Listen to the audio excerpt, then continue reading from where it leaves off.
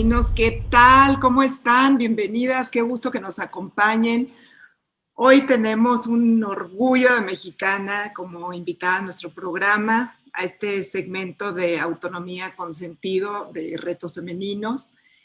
Esta mujer es increíble, es periodista, es editora y escritora, hace podcasts, de hecho.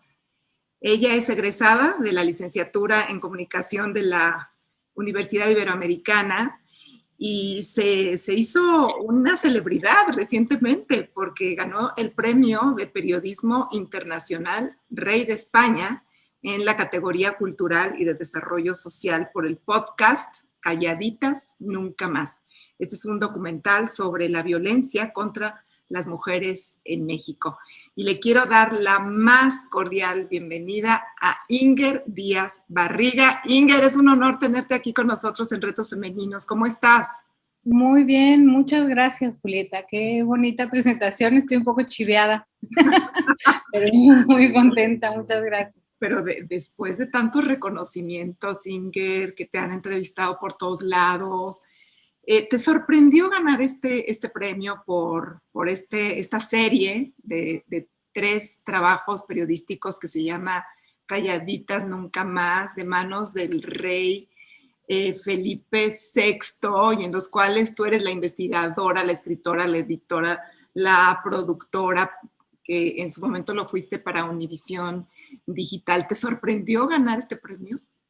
Sí, mucho, la verdad, porque, bueno, fue de todos los trabajos que he hecho en podcast, fue como el que menos circuló en el momento de su publicación, porque fue como muy cercano a que estallara todo el tema de la pandemia en todo el mundo y monopolizara eso, la conversación y la atención mediática y todo. Entonces, publicamos este trabajo el 4 de marzo, imagínate, 10 días después ya estaba todo el mundo en otro canal y parecía sumamente insensato atraer la atención hacia cualquier otro tema. Entonces, la verdad es que en primer lugar por eso, y en segundo lugar porque, no sé, de alguna manera yo me preparé mucho al hacer este trabajo pensando que iba a tener algún tipo de backlash, como le dicen en inglés, que es esta como reacción negativa después de mucha gente.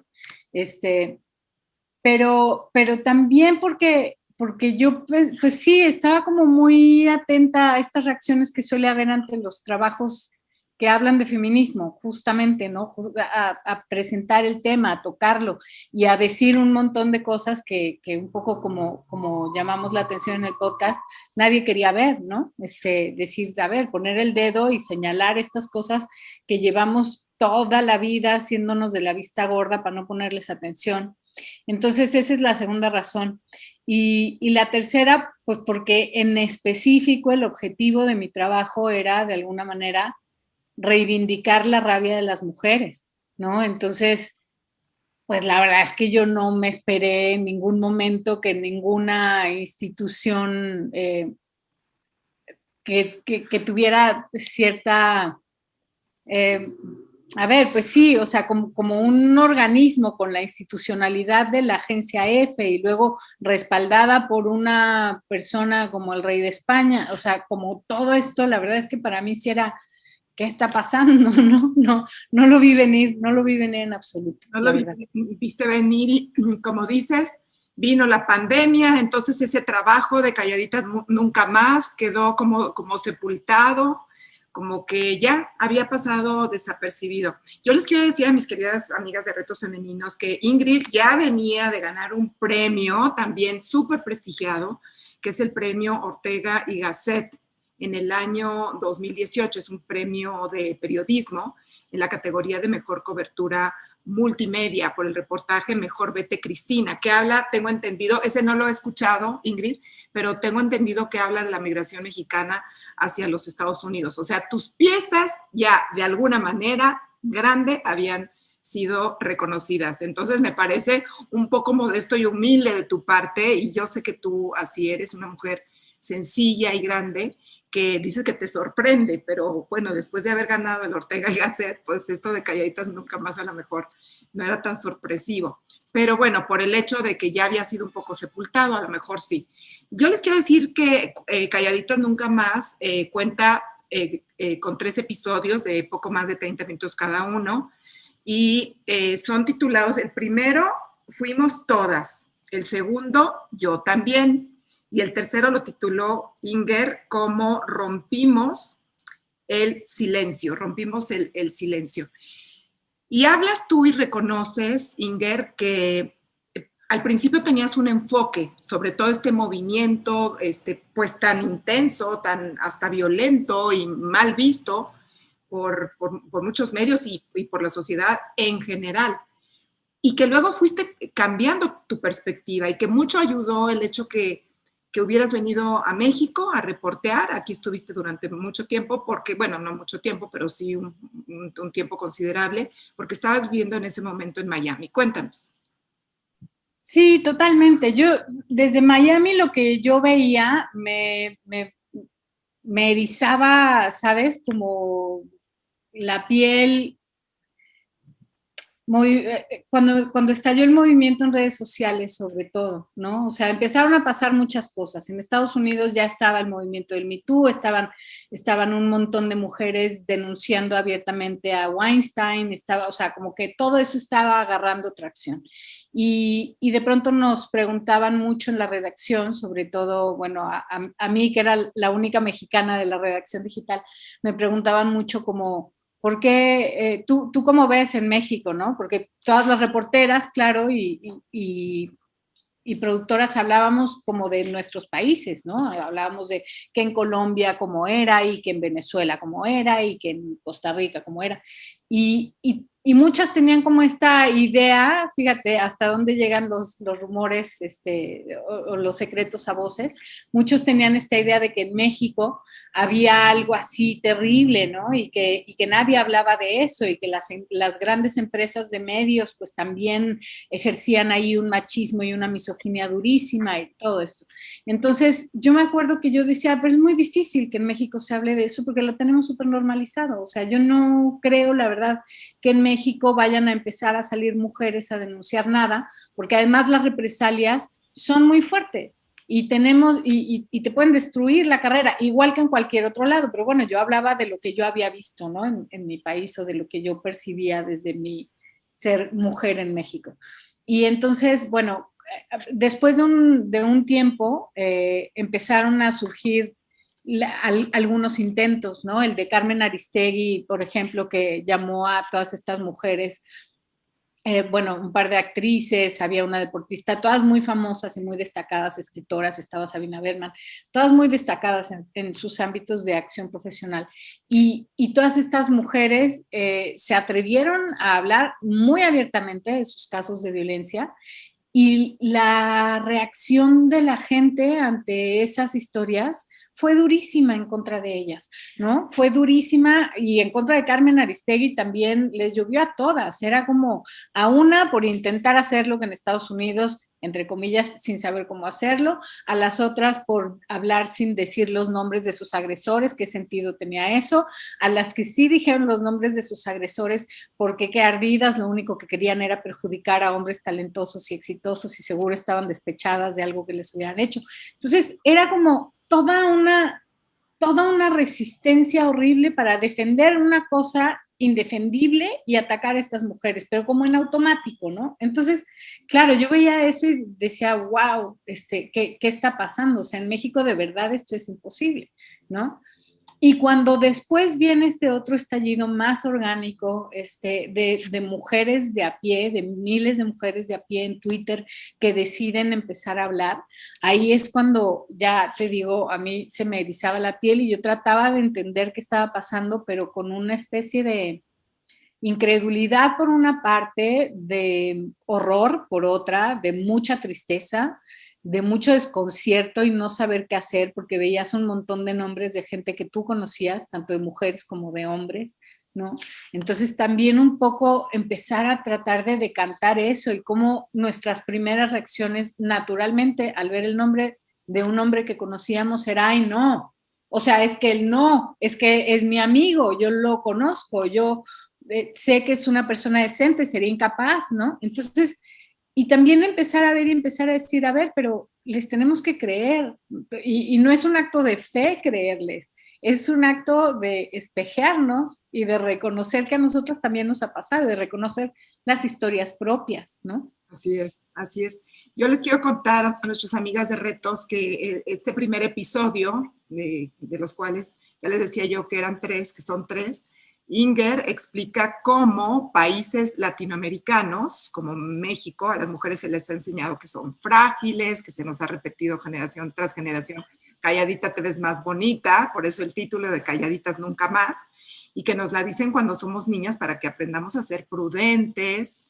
Y hay toda una generación de mujeres, Inger, que todavía sigue con eso, ¿no? Sigue pensando que somos satélites de los hombres, que primero todos los demás y luego nosotros, que es la cruz que te tocó vivir, que no vales nada si no estás al lado de un hombre, en fin, ¿no? En otros países a lo mejor ya tienen pues un poco más avanzado el terreno en este sentido, pero aquí pues tú pones el dedo en la llaga y a través de esta manifestación del año 2020, sí, fue la del 2020. 19, fue la primera durísima en 19. La primera, luego ya vino esta segunda. Y bueno, empiezas a contar todo eso. Y luego viene lo del Me Too, como dices, en este episodio que se llamó Yo también. Y el tercero, que es Rompimos el silencio, que es también un episodio en el que tú relatas toda esa violencia que hubo como reacción tras estos 2 eventos, tras estos, digamos, ya brotes demasiado claros de por dónde iba la cosa y donde muchas nosotras, mujeres más bien tradicionales, conservadoras, nos hizo voltear la cara y de verdad aceptar que estas mujeres que se manifestaban estaban muy, pero muy enojadas y que no había otra manera de que les hicieran caso más que de hacer este tipo de cosas que atrajeron la atención. De hecho, yo estuve en la manifestación y un grupo de mujeres muy grande de escritoras y periodistas estuvimos en esta manifestación. Cuando llegamos a Avenida Juárez, pues todo el mundo se desperdigó porque en verdad empezaron a tronar las bombas y pues nos asustamos. Unas amigas y yo sí llegamos afortunadamente hasta el Zócalo. De hecho, tomamos la tribuna y nos subimos ahí al estrado y estuvimos hablando y demás, pero sí que tuvo, digamos, puso los puntos sobre las is de hacia dónde iba el movimiento, qué se quería y que ya nunca más íbamos a callarnos. Desgraciadamente, bueno, pues vino la pandemia y en este 2021 no hubo absolutamente nada. Pero sin embargo, Inger, ¿tú qué piensas? ¿A dónde va este movimiento? ¿Es la manera de poder, digo, a lo mejor balconeando gente en las redes, con el Me Too, que tampoco fue muy, muy largo, porque solamente fue de 11 días, pero que de alguna manera sí puso el dedo en la llaga? ¿Hacia dónde crees que va este movimiento? ¿Qué necesita de verdad para ya meterse en el ánimo de verdad de mucha gente que todavía ve la violencia como un acto normalizado donde pues es como atributo del hombre el maltrato y bueno, llegar hasta mucho más, como sabemos, con el feminicidio? Bueno, yo creo que estamos muy empezando, pero afortunadamente empezamos, ¿no? Creo que tiene que haber, como bien decías, pues una especie de reflexión interna, porque hace un momento que hablabas de que todas las cosas que nos enseñaron están muy impregnadas en nuestra cultura, en nuestra forma de ser, en las mexicanas, pero también en las latinoamericanas, también en las españolas y en muchas mujeres en diferentes culturas del mundo. Tenemos muy interiorizado el hecho de que tenemos que ser pacíficas y conciliadoras, ¿no? Entonces, de pronto, confrontarnos nosotras mismas con eso y con decir, a ver, hay un punto en donde si te mantienes en ese juego de los roles, permites un abuso sistemático y un maltrato, y hay una necesidad de que como mujer te pongas la camiseta y pelees porque eso no suceda, ¿no? Pues es un trabajo también de empezar a, yo no diría abrir los ojos, pero sí a mostrar más directamente estos espejos donde de verdad que nos podemos reflejar todas, ¿no? Entonces eso apenas está empezando a pasar y creo que en ese sentido pues hay trabajo que hacer, hay que reconocer también nuestros privilegios, las que hemos tenido el privilegio de no, de por pertenecer a determinados grupos sociales, de por tener ciertas características raciales, de por tener ciertos privilegios de estudios y de otras cosas, no hemos tenido que lidiar tan confrontativamente con esas situaciones, pero no es que no estén ahí, ¿no? Entonces, de pronto ahí hay ese camino que recorrer, creo, en primer lugar, para muchas mujeres, porque lo que es muy triste en México todavía es el ver qué cantidad tan grande de mujeres, o sea, de hombres, como decimos, se entiende, ¿no? O sea, ellos van a seguir defendiendo el esquema de sus privilegios en tanto puedan. Y es también muy probable que no se den cuenta, pues porque no lo ven desde sus zapatos y desde su experiencia, muchas veces no ven que algo que ellos han tenido absolutamente no solo permitido, sino aplaudido a lo largo de su existencia como hombres, ¿no? Que es el manifestar el dominio a través de la violencia, que es el ser, mientras más mujeriego, más deseado, o sea, todas estas cosas que son como muy revueltas, pues probablemente para ellos sea también otro camino largo empezar a verlo, pero como mujeres de pronto puede ser muy frustrante, ¿no? Ver que hay tantísimas mujeres que no nos damos cuenta, y me incluyo porque, como dices, al principio del podcast mi perspectiva era otra, yo soy de otra generación también, yo tengo 47 años y a mí me educaron como dando por hecho todos los beneficios que ya teníamos, ¿no? Era como, ya puedes salir a votar, ya puedes estudiar lo que tú quieras, ya puedes irte a trabajar, ya puedes casarte o no casarte, ya puedes tener hijos o no tenerlos, ¿no? Una serie de cosas que se daban por hecho, pero en mi generación no se hablaba de feminismo en absoluto, no estaba bien, pues no estaba bien visto, la verdad. Era como que las feministas son unas señoras muy enojadas con la vida. Tú no quieres ser feminista, ¿no? No necesitas además ser feminista. Era como, y en medio de este discurso, todas las violencias alrededor de las mujeres se daban por válidas, ¿no? Ese es el tema que se está tocando ahorita y ese es el tema que en México nos escuece, es lo que estamos viendo además en números que no solo no bajan, sino que han crecido desde el último año hasta hoy con la cifra de feminicidios que ahora, según entiendo, está en 11 al día. Entonces, ahí es donde yo creo que empieza un trabajo muy fuerte y muy potente de parte de las generaciones más chicas. Yo tengo todas mis esperanzas puestas en las generaciones que nos siguen, porque son chicas que están súper informadas, que además están como muy, muy comprometidas, muy a tope comprometidas con la causa y con la lucha y con no permitir una serie de cosas que han visto repetirse y perpetuarse entre su familia, entre sus madres, sus abuelas, sus hermanas de pronto, y que ahora ellas dicen, yo no quiero tener esa vida, yo no quiero vivir eso, y si tengo que salir y poner el cuerpo de por medio para no volver a saber de una amiga asesinada, lo voy a hacer, ¿no? Y bueno, creo que empezamos, pero es bueno empezar, nos falta un montón y solo eso, hay que seguir. Sí, hay que seguir y viene también un trabajo de educación, como decía, si nosotros estamos empezando, pues para los varones es todavía un camino mucho más largo. Entonces, ¿cómo lo podemos acelerar, Inger? ¿Cómo dejar los casos? O sea, no puede ser que 11 mujeres mueran por el hecho de ser mujeres diariamente en nuestro país. No puede ser que tantas mujeres se vayan de su casa tan jóvenes, ¿verdad? Porque hay un familiar que las está hostigando o que las está violando. cómo poder cambiar las cosas en las escuelas, el movimiento que se hizo también en las universidades, que tú también lo mencionas en tu trabajo periodístico, porque quiero decirles a nuestras amigas de Retos Femeninos que Inger hizo una labor increíble. Pues por eso se ganó el Rey de España, ¿verdad?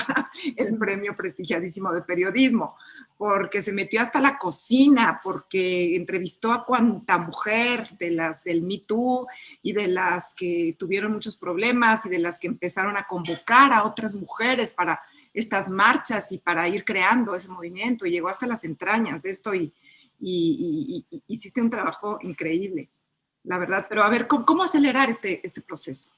Yo creo que lo más importante es abrir estas conversaciones, propiciarlas, centrarle a eso en todos los ámbitos posibles, ¿no? O sea, desde pues las mujeres que estamos en medios de comunicación cada vez más, yo veo, estamos un montón con la agenda que diga el tema en la agenda todo el tiempo y lo que podemos hacer para echarnos la mano unas y otras en distintos proyectos que tengan que ver con abrir esta conversación, ahí estamos, ¿no? Va más allá de egos y de economías y de absolutamente todo, es como un compromiso. Yo lo noto muchísimo en los medios de comunicación.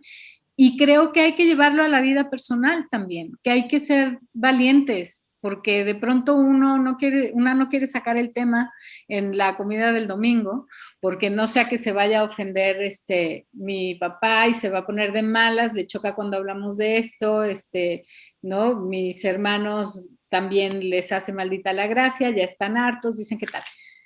Y yo creo que sí, pero hay que hacerlo. Hay que encontrar la manera de que ellos poco a poco también se vayan dando cuenta de que tienen que hacer un trabajo ellos, entre ellos, que hablen entre ellos. Ya casi no es, en algún momento yo decía, mira, es muy fácil, ¿no? Le decía a mis amigos al principio de todo esto, no me creas a mí, ¿no? Cuando se ponía la discusión muy intensa, mira, a mí no me creas, habla con tus hermanas, habla con tu mamá, habla con tu tía.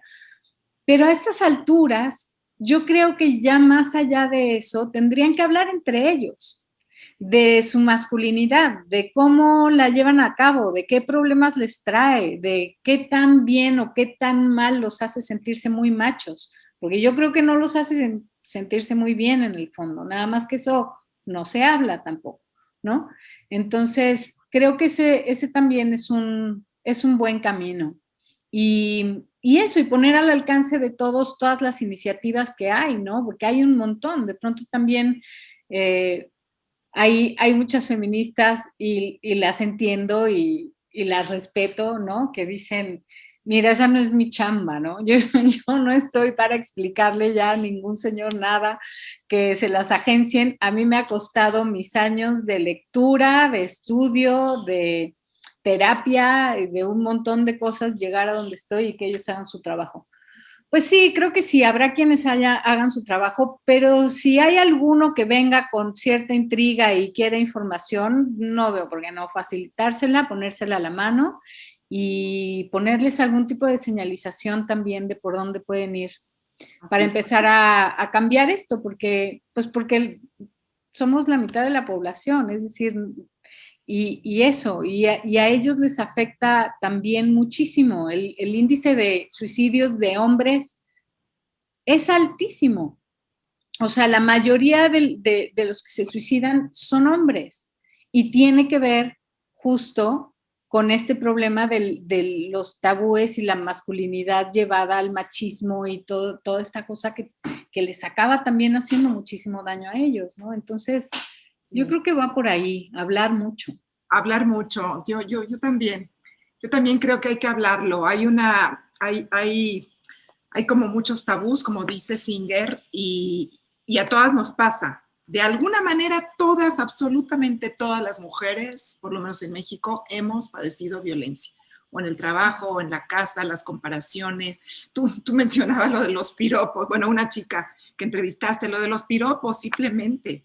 ¿No? ¿Qué derecho tienen estarte diciendo bajezas? ¿Habrá mujeres a las que realmente les gusta que las piropeen diciéndoles lo que les dicen?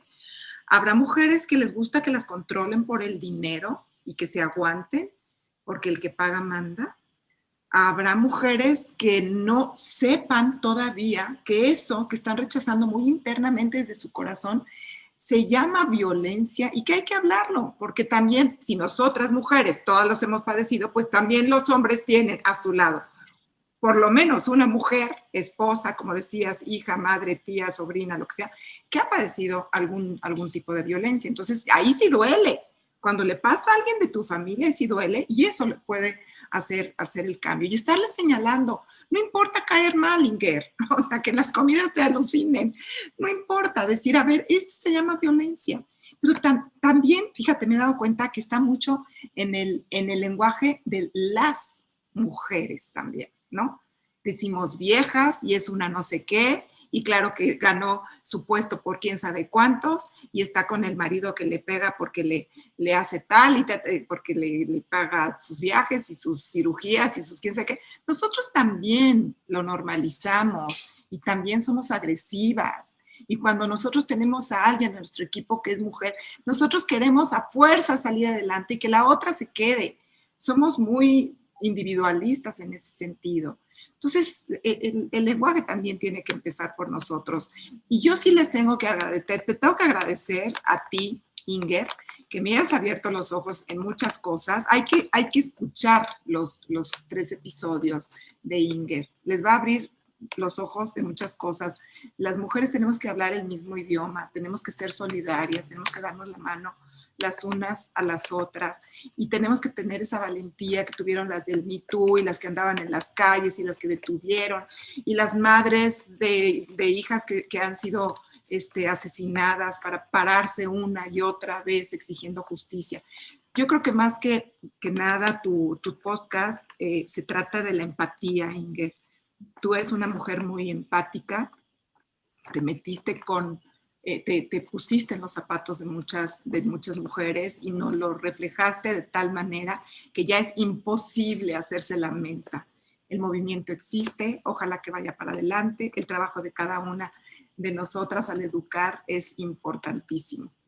Y bueno, yo te deseo mucha suerte en todos los trabajos que estás haciendo. Sé que sigues allá en España. No sé si ya te van a retener por allá o qué, porque este premio Rey de España no solamente hay que cacaraquearlo aquí, sin cacarearlo, ¿cómo se dice? Cacaraquearlo aquí. Como cacarearlo, ¿no? Cacarearlo, sí. Cacarearlo, como el huevo que pone la gallina, pero también de que se vea reflejado en otras muchas cosas. ¿Te sientes comprometida a seguir haciendo este tipo de cosas?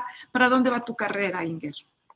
Pues sí me siento muy comprometida. La verdad es que es un podcast que hice muy a contracorriente en su momento por muchas razones, ¿no? Entonces, el hecho de que haya salido y de que ahora tenga este reconocimiento y de que ahora lo esté escuchando tanta gente y sobre todo las reacciones que provoca en la gente que lo oye, que de pronto muchas veces, y yo lo agradezco muchísimo, me contactan para decirme, oye, de verdad entendí cosas y vi cosas que no había visto y ahora ya no puedo dejar de ver, ¿no? Entonces, eso, pues imagínate, es el garbanzo de la libra, es lo que así está cada que hace un trabajo. Entonces, desde luego que siento un compromiso de darle seguimiento, tengo que ver cómo lo consigo, ¿no? Tengo que gestionar un montón de cosas, pero claro que me gustaría hacer una segunda temporada. Probablemente tenga otro nombre, porque no estoy segura de que ya fuera con Univisión, ya no estoy trabajando con Univisión, entonces ahí tendríamos como que... Pero es lo de menos, lo importante es seguir haciendo la crónica de este movimiento, ¿no? Y yo creo que eventualmente sí que podré dedicarle tiempo a eso. Ahorita estoy haciendo otros proyectos que no son míos 100%, es decir, no son ni ideas, ni investigaciones, ni historias que yo haya reporteado, sino que más bien estoy trabajando, pues sí, como editor en algunos casos, como adaptadora a versiones en español en otros casos, pero eventualmente sí quiero dedicarle tiempo a hacer una segunda recapitulación de todo lo que ha seguido pasando, porque aunque no haya, a pesar de la pandemia y de que aparentemente eso paró todo, pues la realidad es que las mujeres involucradas con el movimiento han seguido haciendo cosas desde sus casas y como han podido, ¿no? Un montón de iniciativas y un montón de trabajo también como pues para no dejar que el tema se quede sepultado debajo del marasmo informativo. Entonces, sí, desde luego siento un compromiso por esto. Tengo que ver cómo agarro ese toro próximamente. Seguro que lo vas a poder hacer muy bien. Eres de verdad buenísima, te felicito. Además, aunque el tema es muy fuerte, Inger, está tan bien producido que es un placer escucharlo. Y cómo vas por ahí metiéndote, ¿no? Por los callejones, cómo vas explicándolos a nosotros y sobre todo, como dices tú, haciendo la crónica bien pegadita a la realidad de lo que está pasando. Y eso es bien difícil, porque una cosa es lo que nosotros pensamos y otra cosa es lo que estamos reporteando y lo que vemos como más objetivo. Pues felicidades otra vez, Inger. Te prometo que voy a escuchar de Vete Cristina. Si quieres en alguna otra ocasión, mejor Vete Cristina. Mejor Vete Cristina, sí. Y los otros que tienes, y podremos hablar, si me lo permites, de la migración, de las mujeres migrantes un poco más adelante. ¿Te parece? Sí, claro que sí, y del formato del podcast, porque esto que decías ahorita de que cómo está contado y cómo vas llevando y cómo todo, yo creo que esa es la magia de un podcast, el acceso a meterte a un universo sonoro y a dejarte llevar también, vuelve de alguna manera, pues eso, placentero, de una manera muy extraña, placentero, porque a veces son temas como este que pueden ser muy dolorosos, pero se convierte en un viaje disfrutable, ¿no? De alguna manera. Entonces, sí, claro que sí, con gusto. Wow, qué expresión. Ahora sí que es un nuevo género, pero como tú lo haces todavía es más, ¿cómo te diré? Como más perfecto. Es como leer, haz de cuenta, un libro que fue ganador del Nobel, a diferencia de a lo mejor un pasquín que te encuentras por ahí, que no tienen, o sea, nada, porque hay categorías. Lo demostraste con el Rey de España. Muchas gracias, Inger, que Dios te bendiga. Y bueno, pues con el gusto de conocer a tu hermano, Carlos Díaz Barriga, que fue el que me facilitó. También un excelente periodista, él está trabajando en Milenio, aquí en la Ciudad de México, así es de que qué familión. Esos padres que tienes se deben sentir muy orgullosos de los hijos que tienen. Gracias y hasta la próxima. Julieta. Oye, nada más una cosa, tus redes, ¿a dónde quieres? Y yo lo escuché en Spotify, esta serie. ¿Dónde más? O solamente nos vas a mandar a Spotify, o qué podemos hacer para saber también de tus otros trabajos y de en qué vas. Pues mira, mis redes sociales me encuentran en Twitter como Inger Díaz Barriga, y normalmente ahí voy linkeando mis trabajos cada tanto. En Spotify pueden encontrar este podcast y Mejor Vete Cristina, y bueno, todos los que he hecho, pero de momento les dejo esos dos. Los demás ya hablaremos en otra ocasión. También lo pueden escuchar en Google Podcasts y en Apple Podcasts. Y bueno, y en la página de Univisión, si googlean el nombre del podcast, por ejemplo, Calladitas Nunca Más Univisión, les va a salir un link directo a una página donde están los 3 episodios del podcast y un pequeño resumen, digamos, una sinopsis de cada episodio y unas fotos y como galerías, digamos que es como el exhibidor en línea del trabajo, ¿no? Entonces también lo pueden hacer en línea, si quieren. Perfecto. Y en Twitter como Inger, con G, se escribe Inger Díaz Barriga. Inger Díaz Barriga, así me encuentran, o si se van directo al arroba Inger de Díaz, B de Barriga, L de Leal, Inger DBL. Pero como si me buscan por mi nombre, me encuentran, seguro. Bien. Seguro que sí. Pues a disfrutar ese premio y enhorabuena por todo lo que estás viviendo en este momento de tu vida. Muchas gracias, Julieta. Ojalá seguir en contacto. Gracias, Inger. Bye. Que estés muy bien, bye. Y gracias a nuestras amigas de Retos Femeninos por su atención y compañía. La próxima semana nos vemos. Estamos pasando los martes a las 7 de la noche por Retos Femeninos, que lo pueden ver en la página o también en nuestro canal de YouTube. Hasta la próxima.